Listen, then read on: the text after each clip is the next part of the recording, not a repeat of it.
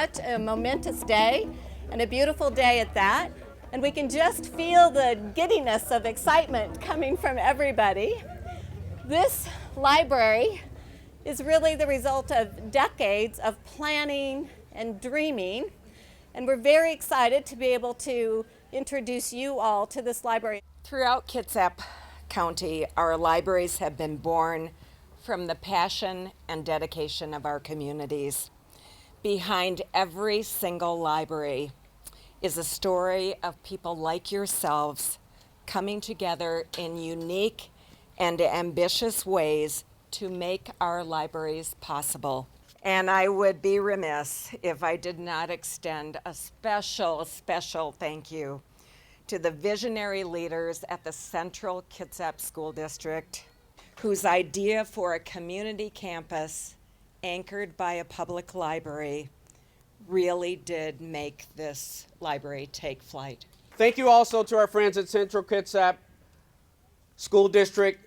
We look forward to a long, successful partnership. These partnerships are far and few between public libraries and school. Normally, it's kids just entering libraries from school and us interacting with teachers, but this will be a more formal partnership that we hope to grow in years to come.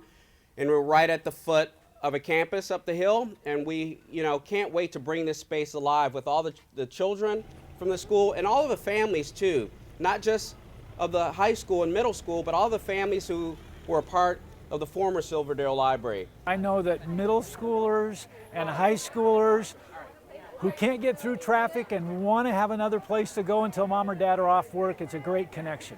It's a great connection for programs for summer. The facility is ideal as far as leveraging the library and leveraging the school property in more than one way. So as a community, we get a bigger bang for our buck, and our kids get a better opportunity in their learning.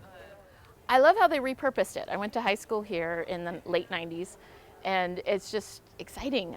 My favorite memories was in the cafeteria, marketing room, which is now the fabulous meeting area for the public. And my friends that are here today also enjoy that what used to be our hangout is now the teen room. Libraries are still needed because of the very fact that libraries are positioned as a third place, a safe space. And so libraries as community, I think that part gets undersold. So while I think that access is easier than ever, wherein people can get access from their tiny computers, i.e. their phones, but the library as a place is very important because we're a central gathering space. For people who don't have access to technology, the library is a bridge for the technological divide or the digital divide. So people have an opportunity to come into our libraries and use our public computers, to use our public Wi-Fi for free, and that there are very few barriers in using a library. We're able to meet people where they're at. So you don't have to have a library card to come into our spaces, but what you do have to have is a zest for knowledge and the ability to just want to come in and learn. I see libraries as not only giving us books, but they will be accessible to a lot of different media that we don't, as an older person, I don't use a lot of the media. I still love paper books, but as the world grows and changes, we'll be able to do things through social media and media that they can get online and attain the knowledge that they need. The Friends of the Library has been collecting money for 40 years towards a new library. And we had made our large donation to the library, and we had some funds left over. One of the things that we had wanted to do is to do a signature project. And through a lot of discussion, it came up that maybe a playground might be a really nice complement to the library and to the school district's area.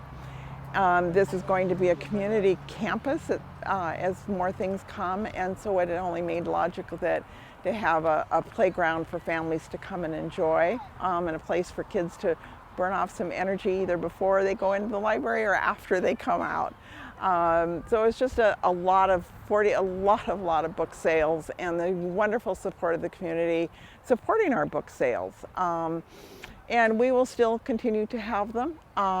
Who knows what our next project might be, but this is such a I think, a beautiful complement for families to be able to come. They can come and have a picnic or play on the grass, and the younger kids can play on the playground. So I think it's just a really nice, something that we feel really proud to be able to have been able to do this for the community. I'm most excited about our children's reading loft, our playground outside, which was a donation from the Friends of the Silverdale Library, and the ample parking lot. Because in our previous library, we only had 12 parking spaces, and now we have a parking lot that will actually serve our whole community. So I never thought I'd say I'm being excited about a parking lot, but I am. I'm excited about the partnership with Coffee Oasis and the school district. I am excited about our location and having space to actually sit, having study rooms and soft seating, which was not something we had in our previous library. So I'm excited about the space.